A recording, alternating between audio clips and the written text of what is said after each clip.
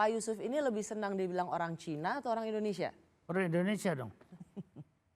Ya pasti, karena saya begini ya, saya itu dari satu kota kecil, Sawalunto, yang orangnya, penduduknya hanya 26.000. Bukan 26 juta nih, 26.000. Dan kemudian Cinanya keturunan hanya 100 orang, termasuk saya. Jadi saya ini sebetulnya kalau ada Cinanya, ya itu pinggir-pinggirnya masih ada. Tapi yang intinya itu tidak ada lagi. Maka itu saya selalu merasa, waduh kalau gua dianggap orang Cina yang bener aja dong. Ngapain gitu loh. Jadi saya merasa saya as a completely Indonesian. I don't feel that I am anything else, you know, since I was young. Karena ya lingkungan begitu juga membawa ke arah sana. Tetapi di samping itu memang saya selalu mengikuti universitas di sini, sekolah di sini. Jadi dengan demikian my whole life actually is based on my life in Indonesia and being Indonesian. Lahir di Sawah Lunto, Sumatera Barat. Ya. Besar di situ, selalu sekolah di Indonesia. Ya. Pak, kan masih sering terjadi semacam perdebatan. Sebaiknya disebut Cina atau keturunan Tionghoa? Atau ya sudah Indonesia aja? Indonesia aja.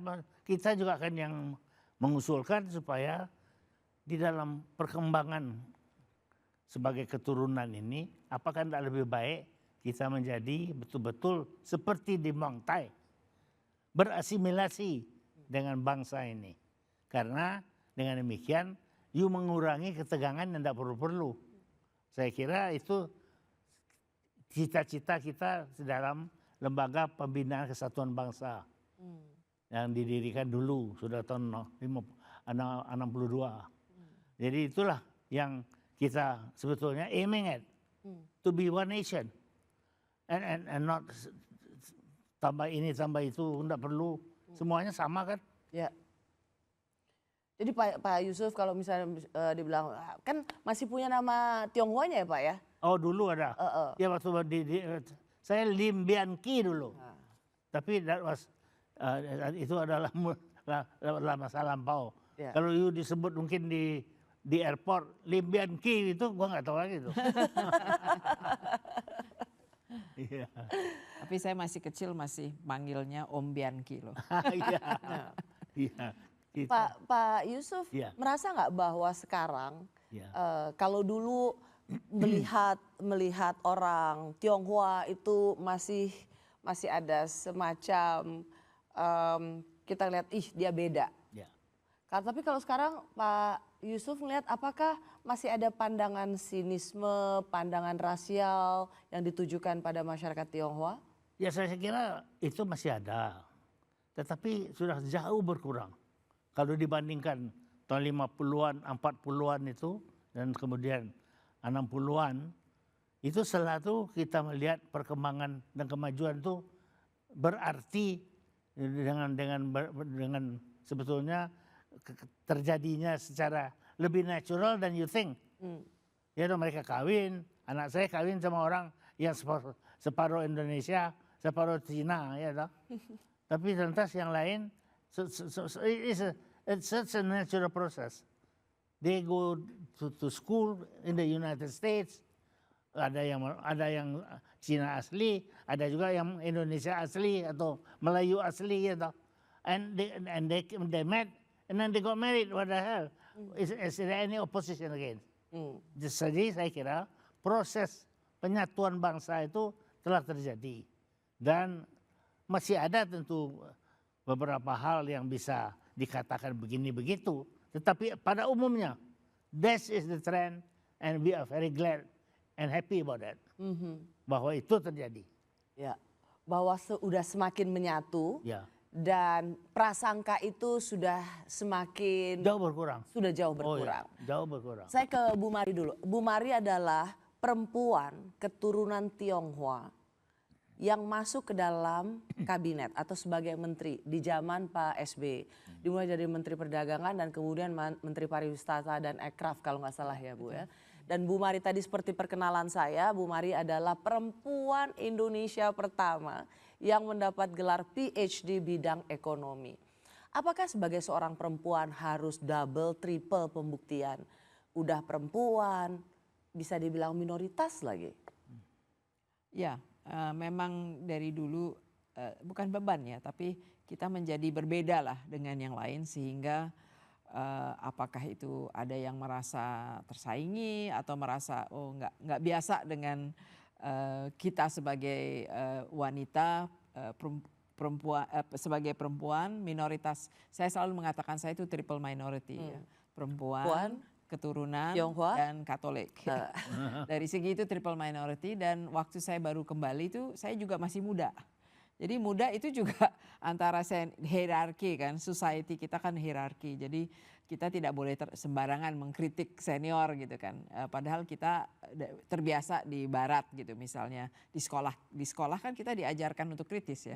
Jadi itu juga. Tapi ketika kembali kan kembali ya jadi saya harus belajar untuk ya bisa berbudaya seperti di sini, tidak bisa langsung mengkritik gitu. Misalnya ya itu kan kita belajar lah di dalam adjustment kembali ke hidup dan budaya di Indonesia. apakah menjadi seorang perempuan, keturunan Tionghoa, double minority dan juga tadi dibilang seorang Katolik, ketika kembali ke Indonesia, Bu Mari merasa harus lebih tahu diri?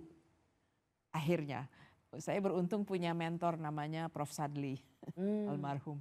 Dia observasi saya terus dia bilang sini semua orang tahu kamu pinter, tapi kamu kalau di sini kamu nggak boleh langsung mengkritik para senior, harus sopan santunnya harus ada dan seterusnya. Jadi saya belajar lah ya bagaimana kita bisa menyampaikan pendapat atau kritik tapi tidak terkesan sombong atau sok tahu karena sebagai anak muda yang baru pulang itu saya sangat mengalami itu belajar the hard way lah ya bahwa how to behave. Kan Pak Yusuf itu kan nggak pernah Merasa. nggak ada tadang aling-aling. Kalau Bapak mau kritik kan Bapak hajar aja. Lu Bapak terang dong, kan gue bangsa Indonesia. Kenapa saya mesti sembunyi-sembunyi? They accept me or not, that's their problem, not mine. Begitulah, supaya juga dengan demikian saya kira yang muda-muda itu bisa biasa untuk bergaul sebagai orang sama, apalagi kita kurangnya gitu loh. Pak Yusuf nggak pernah takut tuh, maksud kan Bapak tuh keturunan Tionghoa, minoritas, mbok tahu diri gitu. Pak Yusuf nggak pernah merasa bahwa aku harus tahu diri. Gua orang Minang. Kenapa gua mesti tutup ya toh? So that is why I think I survive because I really, to be very honest, I really don't care. Ya toh? Jadi agak berbeda karena di sini ya di Jawa sopan santun dan lain-lain kan penting. Di Minang juga penting tapi lain caranya. Much more open and much more direct. And we like that, and so. Menurutku bagus ya, Bu Mari. Kenapa seorang Yusuf Wanandi itu bisa ngomong tanpa tedeng aling-aling? Kan banyak orang yang merasa misalnya karena kami minoritas maka lebih harus tahu diri, tahu menempatkan diri. Tidak ada yang salah dengan itu. Tetapi keterus terangan dan galaknya seorang Yusuf Wanandi ketika membicarakan sesuatu karena dia nggak merasa berbeda. Jadi itu rasanya the good side of it. Gitu. That's right.